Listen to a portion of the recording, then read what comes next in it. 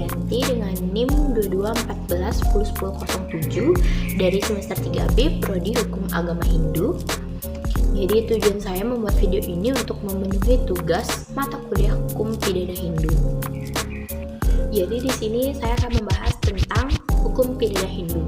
Hukum Pidana Hindu menurut Kautilya disebut Kantaka Sodana. Kantaka Sodana dilihat dari beberapa pengertian, yaitu Kantaka Sodana dalam arti subjektif dan Kantaka Sodana dalam arti objektif. Nah, yang pertama ada Kantaka Sodana dalam arti subjektif. Jadi Kantana Sodana atau Hukum Pidana Hindu dalam arti subjektif disebut juga ius punedi atau dalam bahasa Latin, yaitu sejumlah peraturan-peraturan yang mengatur hak-hak negara untuk menghukum seseorang yang melakukan perbuatan yang dilarang.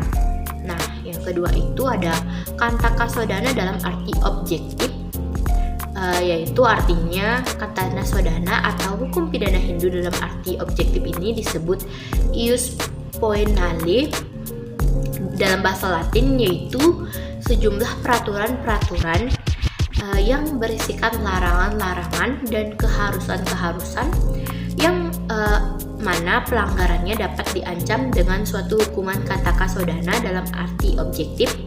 Ini dapat dibedakan lagi menjadi dua, yaitu Kantaka Sodana material dan Kantaka Sodana formal.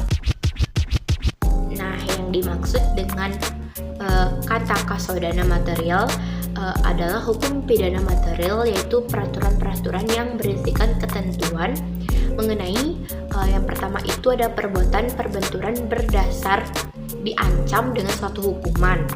Jadi di sini contohnya itu seperti pencurian berdasarkan pasal 337 dan 338 Astamodyaya Veda Smrti. Seseorang yang melakukan pencurian dapat dihukum sesuai dengan ketentuan yang berlaku. Nah, yang kedua ini ada perbuatan zina atau paradara. Berdasarkan pasal 170 Ekadesodhyaya Veda Smrti Junto Paus I dan Paus 52 Sastra Agama, dapat juga dikenakan sanksi hukuman pemenjaraan seseorang di penjara atau rumah tahanan negara. Nah, jadi yang ketiga ini ada pembunuhan atau kejahatan dengan menghilangkan nyawa orang lain, dapat dikenakan sanksi tapa dan prayaschita, serta dapat menghilangkan dosa-dosa dengan mengucapkan mantra-mantra yang telah ditentukan. Jadi di sini juga ada Kantaka Sodana formal, yaitu sejumlah peraturan-peraturan yang berisikan cara-cara negara menggunakan hak-hak untuk melaksanakan hukuman. Dapat pula dikatakan Kantaka Sodana formal, yaitu sejumlah peraturan-peraturan yang berisikan cara-cara menerapkan sodana material. Nah, Kantaka Sodana material disebut juga hukum acara pidana Hindu. Nah, jadi di sini saya akan membahas tentang perbuatan pidana. Nah, perbuatan pidana adalah suatu perbuatan atau tindakan yang terlarang dan diancam dengan hukuman oleh undang-undang. Jadi suatu perbuatan baru dapat dikatakan suatu perbuatan pidana atau delik apabila perbuatan tersebut yang pertama itu tertuang dalam sikap tindakan.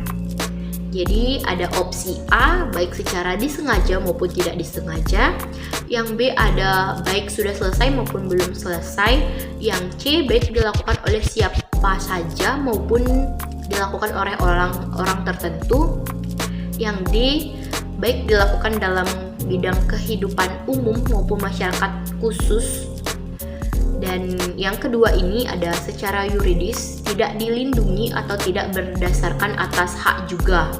Jadi bahkan dilarang oleh hukum atau undang-undang. Dan yang ketiga, berwujud sebagai suatu perbuatan melakukan sesuatu yang dilarang oleh hukum atau undang-undang. Nah, yang keempat ini, pelaksanaannya atau perbuatannya dilarang oleh hukum atau akibat yang dilarang oleh hukum.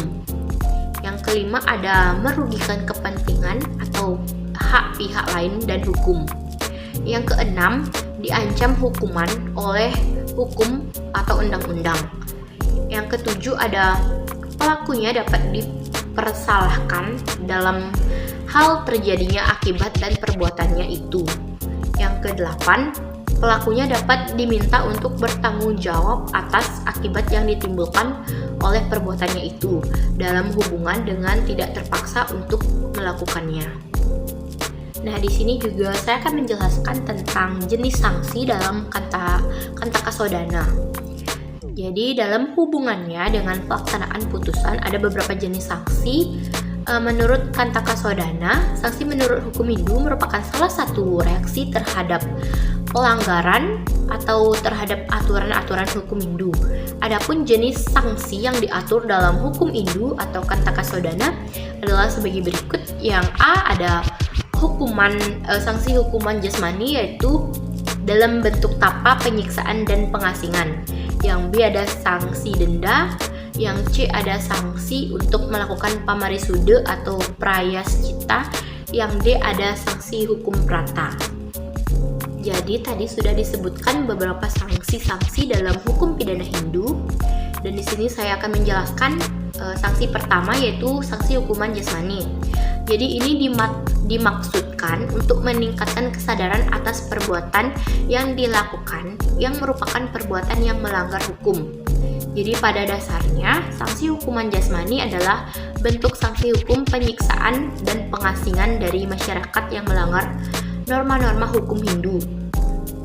Maksud dilaksanakan sanksi ini adalah dalam rangka mengekang kebebasan Hindu pelanggar norma-norma hukum Hindu dengan tujuan agar yang bersangkutan apabila dibebaskan nanti dalam masyarakat dapat mengendalikan diri dan tidak mengulangi perbuatan-perbuatan yang melanggar norma-norma yang berlaku di masyarakat. Nah, jadi yang kedua itu ada sanksi denda. Jadi denda adalah suatu sanksi hukum Hindu, yaitu denda adalah sejumlah uang yang dikenakan kepada seseorang yang melanggar suatu norma-norma atau kaedah-kaedah agama Hindu. Yang ketiga ada prayaschita atau pamarisude. Jadi prayaschita ini adalah suatu upacara keagamaan dalam rangka pembersihan tempat tertentu apabila di tempat itu terjadi suatu perbuatan yang melanggar norma-norma hukum Hindu yang dapat dipandang mengganggu keseimbangan dalam kehidupan bermasyarakat. Nah, jadi dapat disimpulkan prayaschita ini adalah penyucian terhadap semua dosa-dosa yang telah dilakukan oleh seseorang. Nah, yang terakhir ini ada sanksi hukum prata. Jadi sanksi-sanksi hukum prata yang disebutkan di atas di dalam Kurma Purana disebutkan pula sanksi hukum prata atau brata. Jadi sebagai berikut, yang pertama itu ada Santapana Vrata, Mahasantapana Vrata, Prajapata Vrata, dan lain-lain. Jadi demikian materi yang dapat saya sampaikan pada kesempatan yang baik ini. Semoga dapat memberikan manfaat bagi kita semua. Apabila ada salah penyampaian, saya memohon maaf yang sebesar-besarnya. Dan saya tutup dengan Paramasanti. Om Santi Santi Santi Om.